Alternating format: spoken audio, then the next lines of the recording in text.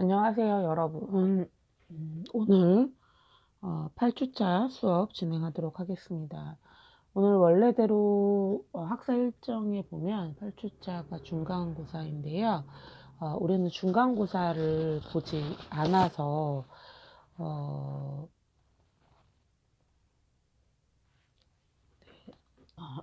수업을 진행하도록 하겠습니다. 지금 뭐 공지사항에서도 이야기했듯이 그 코로나 발발이 다시 시작됐잖아요. 이태원을 기점으로 해서 지금 뭐 제가 살고 있는 지역은 성남인데 성남도 그 성남시 의료원에 있는 간호사가 이태원에 클럽 활동을 해서 지금 조금씩 확산이 되고 있는 시점입니다. 코로나19 사태인 이태원발이 좀 위험한 이유가 지금 대학생들인 여러분들과의 삶에 근접해 있기 때문인데요. 답답한 거 충분히 인지하죠. 그리고 어느 정도 코로나가 잠재해 있다 보니까, 그러니까 뭐 이렇게 일상으로 드러나 있지 않다 보니까 좀 약간 아니란 생각이 들지 않았나? 이제 이런 생각도 들지만, 뭐 이게, 누구의 잘못을 탓하기 이전에 얼른 이 사태가, 좀 이렇게 마무리되어야 되는데 좀 걱정이 됩니다. 네. 뭐 혹시 만약에 그 이태원에 뭐 클럽 갔는지 안 갔는지는 중요한 것 같지 않아요? 이태원에 머물렀던 적이 있는 학생이 있다면 부끄러워하거나 두려워하지 말고 검사를 받았으면 좋겠어요. 그게 여러분들 자신을 위해서, 그리고 여러분들이 지키고자 하는 그 가정들 있잖아요. 지키고자 하는 사람들을 위해서도 꼭 필요한 절차니까 받고 치료받았으면 좋겠습니다. 너무 걱정하지 마세요. 이 시간은 어차피 지나가기 마련입니다. 뉴스에서 막 상대를 탓하고 욕하고 악플들 있고 이런 경우들이 있지만 그 사람 뭐 이해를 못하는 건 아니니까 제일 중요한 건 어쨌든 우리 한 사람의 건강이 아니라 우리 모두의 건강을 지켜야 하기 때문에 네, 힘들더라도 만약에 이태원을 방문한 학생들이 있다면 좀 다시 가서 네, 네, 검사를 받았으면 좋겠어요. 어쨌든 학교에서는 5월 18일부터 정상 등교를 이야기하고 있고요. 계획대로라면 아마 5월 19일에는 여러분들이랑 얼굴을 보면서 수업을 할 수 있지 않을까 그런 생각을 하게 됩니다. 자꾸 늦춰져서 어떻게 될지 모르겠어요. 어, 또 만약에 수업이 늦춰진다면 좀 고민이 되네요. 이게 양이 많아서 이 제가 이제 중간고사와 기말고사로 이렇게 함께 모아서 시험을 보는데 제 계획은 시험을 2번 볼 예정이에요. 90년대의 소설과 사회, 그다음에 2000년대 소설과 사회 이렇게 볼 예정인데 지금 우리 얼굴 보고 그 다음 주에 시험 보고 이렇게 될 것 같아요. 그래서 일정은 19일 날 얼굴을 보고요. 그리고 이제 시험 전반에 대해서 여러분들이랑 얘기를 할 것 같아요. 그리고 26일 날 네, 시험을 볼 것 같습니다. 네, 중간고사 이론 시험을 볼 것 같습니다. 그래서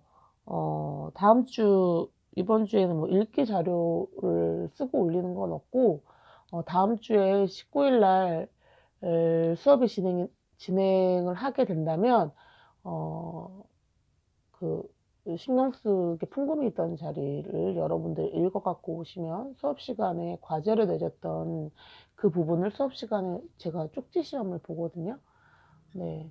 여러분들이 읽어갖고 오는 텍스트는 가지고 와도 되지만 풍금이 있던 자리와 관련된 어떤 그 도움을 주는 읽기 텍스트는 안 됩니다. 그냥 텍스트만 갖고 오셔야 돼요. 그렇게 하고 5월 19일 날 수업 진행은 풍금이 있던 자리 촉계 시험을 보고, 그리고 5월 26일 날 중간고사를 어떻게 진행할 것인지에 대해서 이야기를 나누도록 하겠습니다. 만약에 등교가 좀 미뤄진다면 19일 날 등교가 힘들겠다. 왜냐면 지금 고등학교 3학년이 5월 20일 날 등교로 예정이 돼 있더라고요. 그래서 만약에 우리 수업도 만약 25일이다 라고 얘기하면 19일 날은 수업을 나가지 않고 풍금이 있던 자리만, 예, 여러분들이 읽어가지고 읽기 자료 과제만 제가 텍스트를 따로 올리도록 하겠습니다. 그것만 있으니까 너무 걱정하지 마세요. 오늘은 은어 낚시 통신, 네, 수업 들어가도록 하겠습니다. 네, 여러분도 아시겠지만 지금 이제 읽기 자리에 올렸지만 제가 정리를 해주지 못했던 것 같아요. 이제 90년대가 가지고 있는 어떤 사회적인 특징들이 있죠. 앞에서도 언급했지만 거대 담론이 사라진 시대입니다. 그리고 이제 개인의 어떤 일탈이나 탈주된 면들이 보이고 있는데요. 이 은어낚시 통신은 90년대 초반 작품으로 90년대를 살아가고 있는 사람들이 가지고 있는 정신적인 문제들, 정신병이라는 문제가 아니에요. 이 사람들이 가지고 있는 내면의 문제들에 대해서 다루고 있다면, 호출은 이제 90년대 중반 이후에 나온 작품이거든요. 그 호출에서는 어떤 소통된 것 같지만 단절되어 있는 현대인의 모습들을 볼 수 있습니다. 먼저 은어낚시 통신부터 분석하도록 하겠습니다. 그 윤대영의 대표 작품인 은어낚시 통신은 그 회유어예요. 은어가 사실 이제 물고기 이름을 가지고 있기도 하지만 어떤, 여러분 혹시 은어라고 알죠? 비밀스러운 말, 은어, 비어, 속어, 뭐 이런 말들이 있잖아요. 근데 그런 것처럼 여기도 이제 그런 장면으로 이제 이야기를 할 수 있는데요. 네. 이 은어가 물고기 은어도 있지만 이렇게 쓰는가?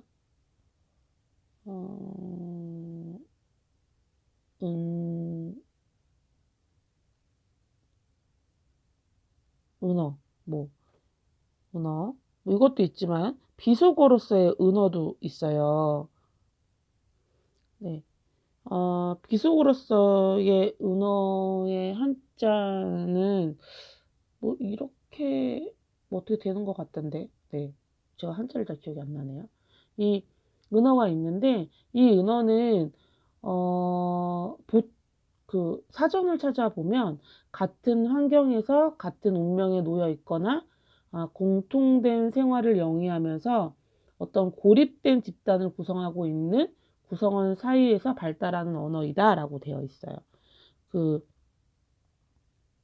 은어에 대해서 정리하면, 네, 보통어와 대립되는 말로서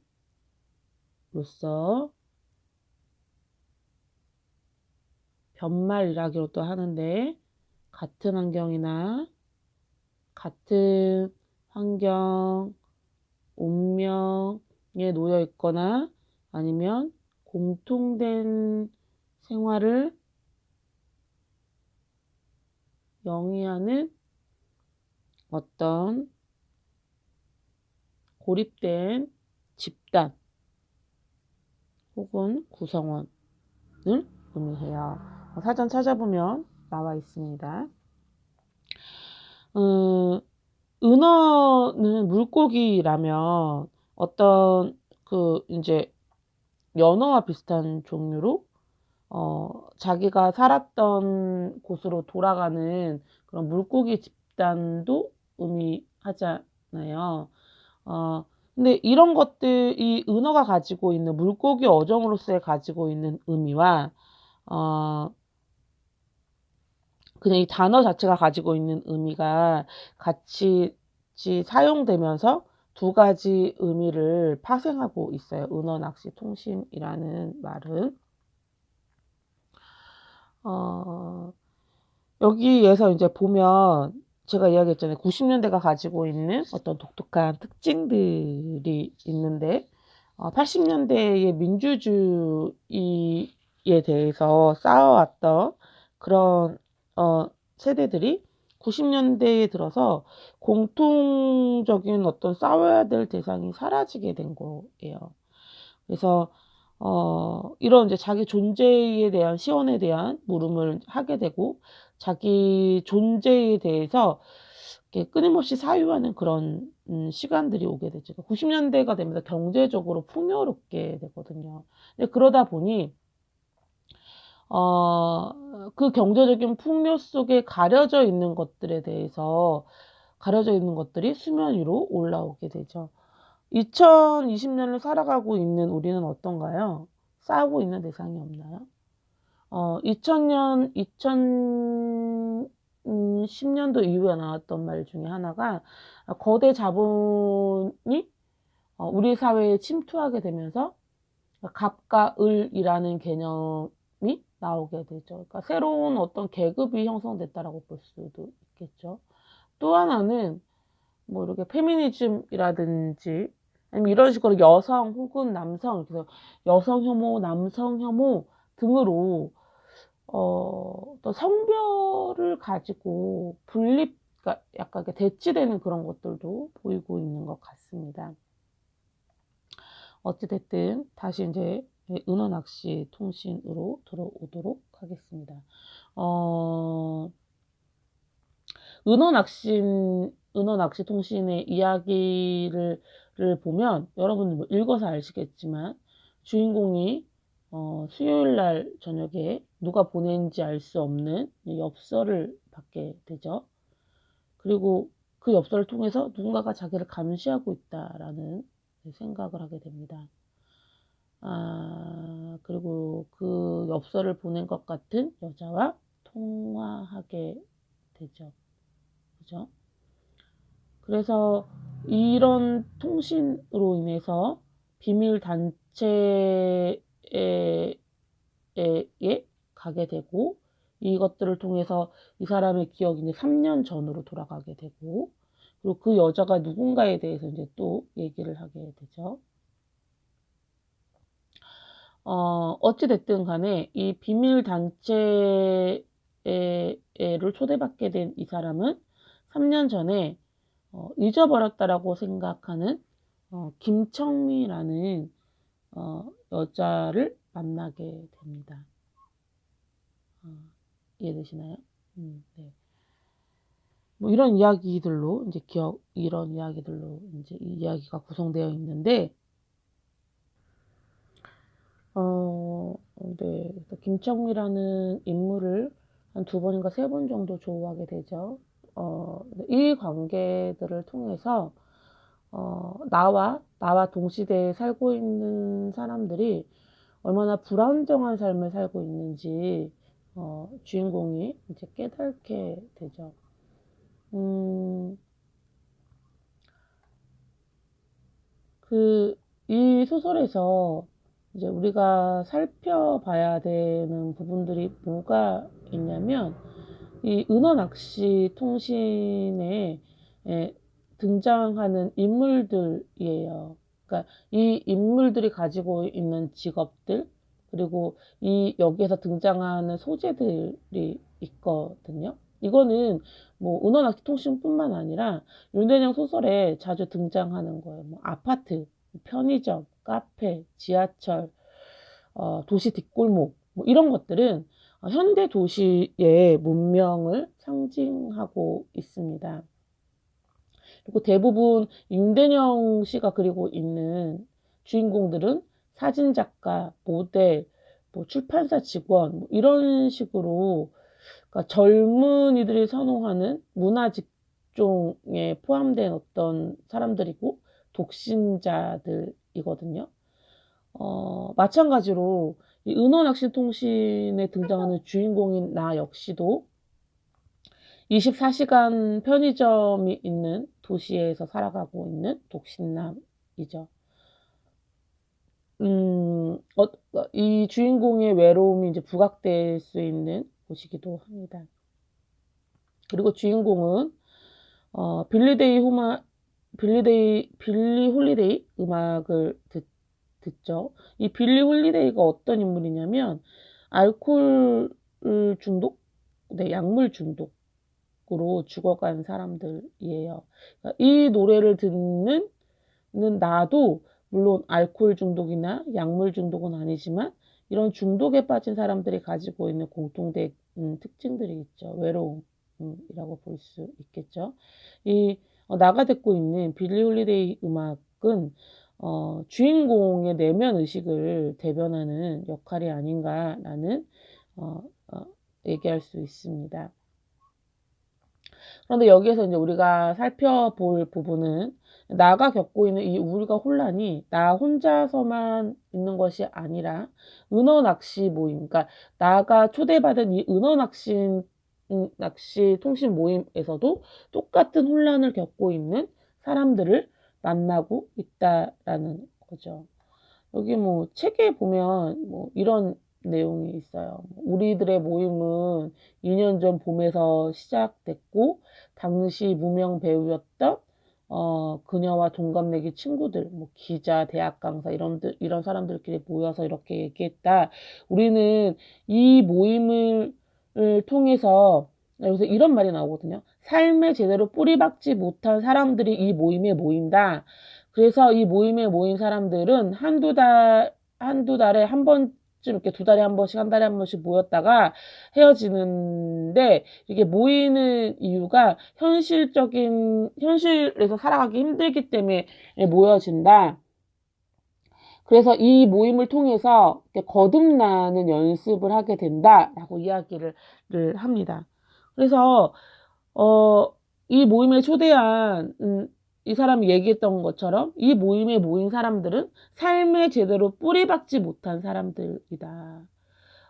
스스로 자아 정체성이 불분명한 사람이다라고 이야기하고 있습니다. 이제 뭐 본문에 대해서 이야기를 하고 있지만 여기 있는 사람들은 그래서 과거와의 단절이 아니라 나는 80년대와 끊고 90년대라는 새로운 삶을 살아갈 거야. 나는 이런 것들이 아니라 그 과거의 기억을 통해서 현재의 삶을 살아가고자 하는 그런 힘을 얻는 사람들입니다. 이 사람들이 살아가고 있는 힘은 은어가 가지고 있는 힘과 비슷합니다. 이 모임을 통해서 이 사람들은 과거로 회귀하게 되고 이 과거에서의 추억을 통해서 오늘을 살아가게 되는 그런 사람들의 모습을 그리고 있습니다.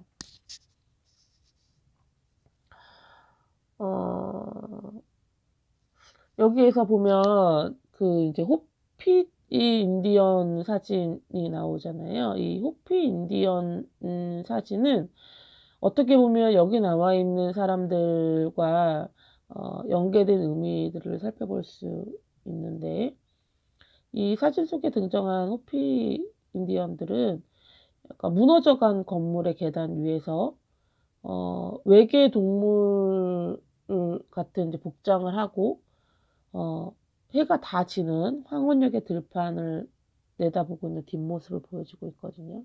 이 인디언이 가지고 있는 상징적인 의미들이 있죠.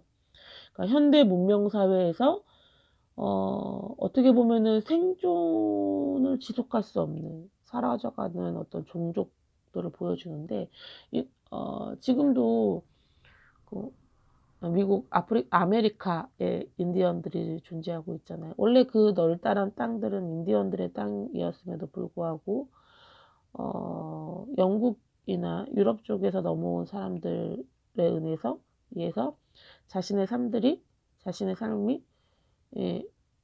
파헤쳐진 그런 사람들이잖아요. 주인이 자신임에도 불구하고 그 자신의 자리들을 내어주고 오히려 이방인들에게 자기 삶을 보호받고 있는 아이러니한 삶들을 영위하고 있죠.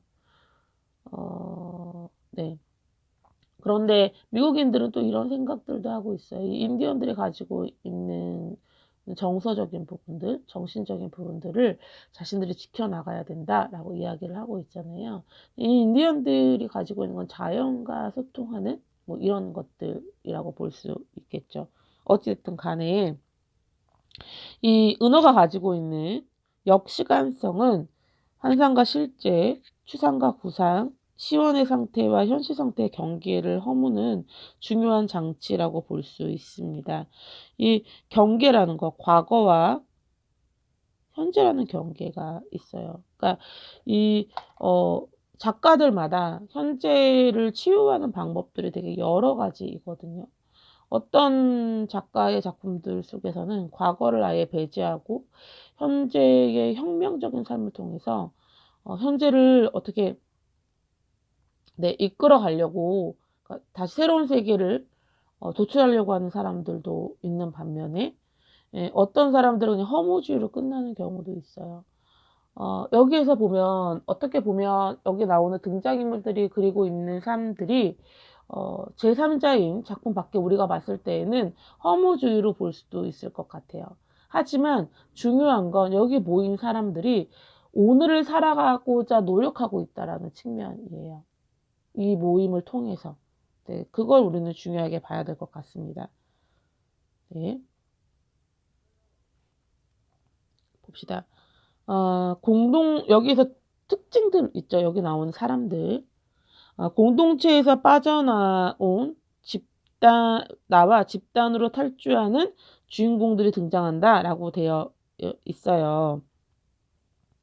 이 집단이 의미하는 건 개인주의이고요. 이 개인주의들은 제가 아까 이야기했던 것처럼 도시의 현대인들의 삶을 표출하고 있다라고 이야기하고 있습니다. 이 개인주의는 어떤 익명성을 강조합니다. 자기 자신을 드러내고자 하는 것들을 강조하고 있죠. 네. 그리고 다시 여기 나와 있는 사람들, 이 주인공과 함께 은어 낚시 통신 모임을 하고 있는 사람들의 특징들은 64년생들이고 삶에 제대로 뿌리를 박지 못한 사람들입니다. 여기에서 우리가 이제 살펴봐야 될 부분들이 있는데요. 우리가 이 은어낚시통신에서 보면 이제 나라는 인물이 정체불명의 그녀에게 초대를 받잖아요. 이 미지의 초대로 인해서 그러니까 얘가 예상하지 못한 사건들에 빠져들게 되는데, 이 예상하지 못한 사건들에 빠져들 때에 나의 인물이 가지고 있는 특징이 있어요.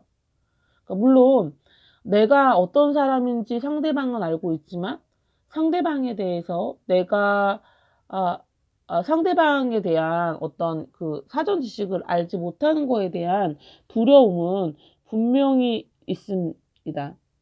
그쵸? 이 안에서 분명히 있어요. 그러나 이 두려움을 두려움으로 갖고 있지 않고 이 두려움을 근간으로 해서 그녀의 초대에 응하게 되는 특징들을 가지고 있죠.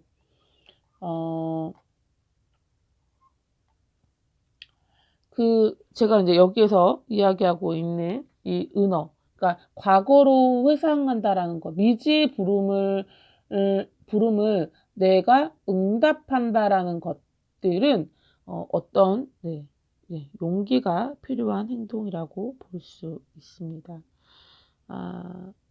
이 은어가 가지고 있는 것들도 마찬가지입니다. 여기 나와 있는 모든 사람들은 은어의 특징들을 가지고 있습니다. 이 은어가 가지고 있는 특징들을 살펴보면 어, 그러니까 뭐 과거의 기억을 묻어뒀다가 갑자기 이제 일상의 표면으로 올라오게 되는 것들 볼 수 있죠. 그러니까 현재에 있던 나가 누군가의 전화 통화를 통해서 과거로 회귀하게 되잖아요. 그죠? 이 회귀를 통해서 내가 숨겨두고 싶었던 기억을 꺼내놓게 되죠. 이 작가는 이 은어를 통해서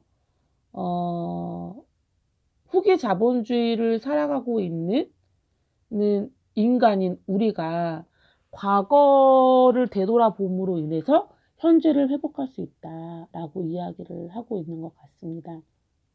내 존재가 무엇인지에 대해서 알아야지 현재의 문제점을 파악할 수 있다라고 이야기를 하고 있습니다.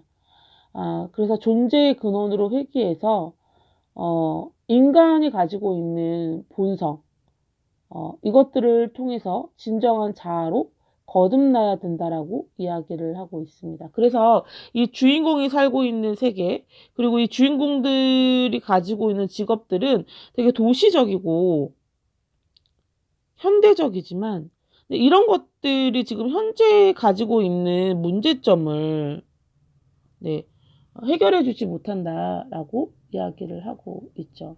그래서 여기 이 사람들이 한 달에, 두 달에 한 번씩 모이는 이 곳들은 어떻게 보면 그 자연의 어떤 근원적인 관계, 시원적인 관계를 상실하고 물질적이고 기계적인 도시적으로 전락한 현대인들에게 삶의 본질이 무엇인지 뭐 이런 것들을 회귀할 수 있게끔 자기 자신에 대한 본질적인 의미로 회귀할 수 있게끔 해주는 어떤 계기로 작용하고 있지 않나라는 그런 생각을 하게 됩니다.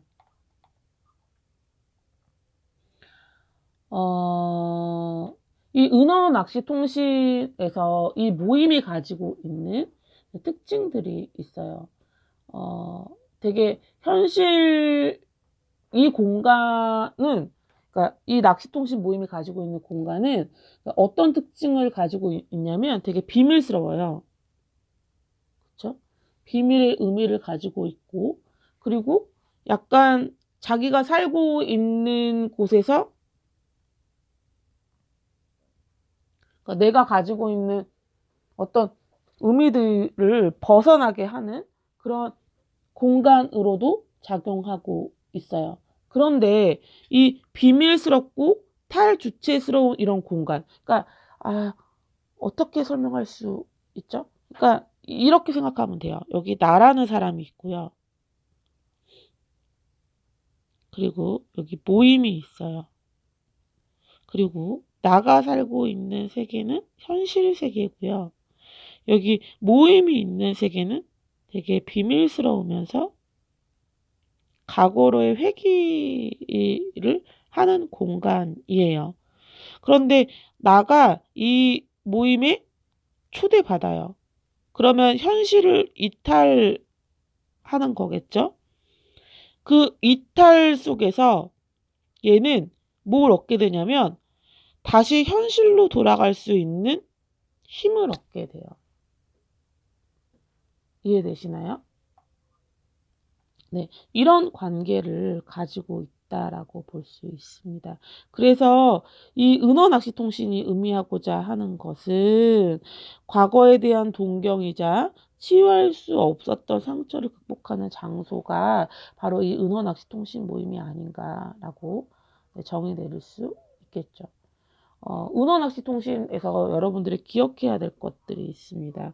우선 첫 번째로 이것이 가지고 있는 90년대 특징들, 그리고 두 번째 여기 나와 있는 주인공들의 특징들, 그리고 이 주인공들이 은어 낚시 통신 모임을 통해서 얻고자 하는 것들이 있죠. 그러니까 각각의 작가들이 90년대를 바라보고 있는 특징들이 있어요. 네. 네, 그리고 그 90년대를 바라보고 있는 사람들이 또 작가 나름대로 자신의 어떤 그 해결할 수 있는 방법들을 제시하고 있죠. 윤대령은 그걸 시원으로의 회기라고 보고 있는 겁니다.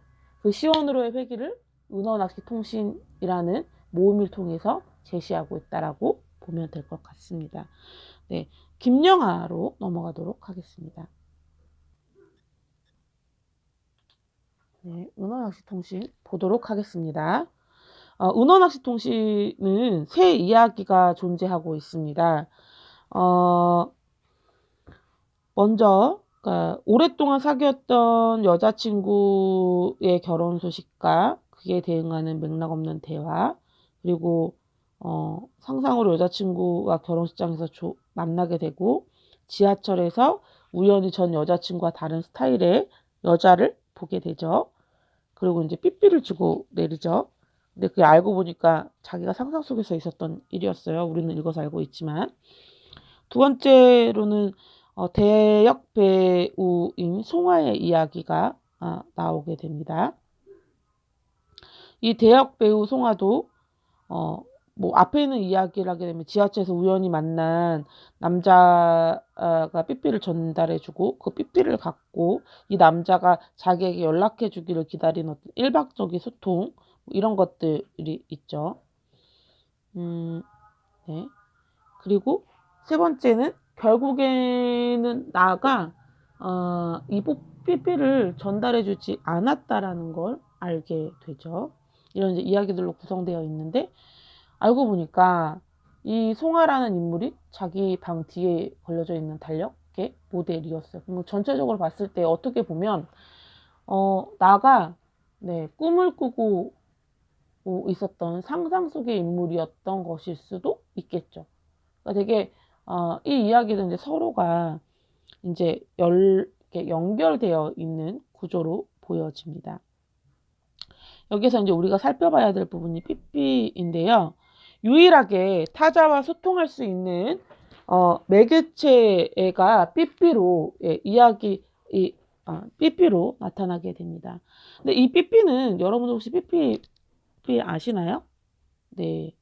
90년대에 나왔던 통신수단이죠. 응답하라 시리즈에서도 한번 등장을 했던 바가 있는데요.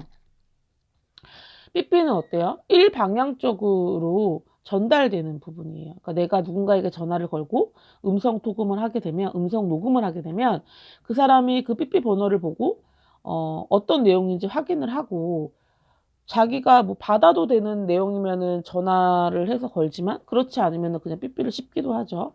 그러니까 되게 받는 사람이나 전화를 거는 사람이나 일방향적인 소통을 가지고 있습니다.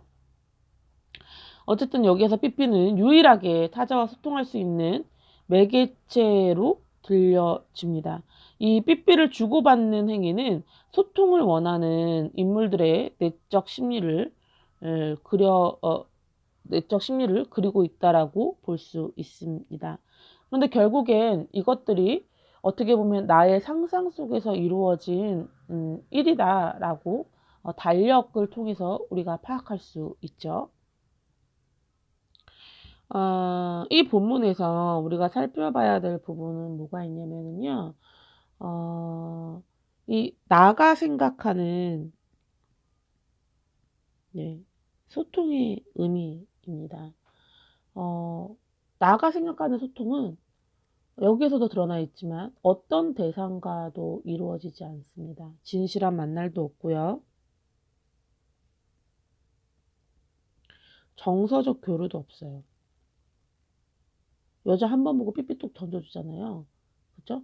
그리고 결국에는 이 소통 또한 뭐라는 거예요? 뭐에서만 이루어져요? 네. 네, 상상 속에서만 이루어져요. 즉, 어떻게 보면, 어떻게 보면, 나라는 인물은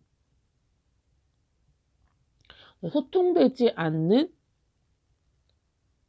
현실 속에서 살아가고 있는 인물이라고 볼 수 있습니다. 그러나 이 인물은 또 뭘 바래요? 소통을 바래요. 아이러니하게 소통하지 않지만 소통을 원하는 이런 의미들을 보게 됩니다.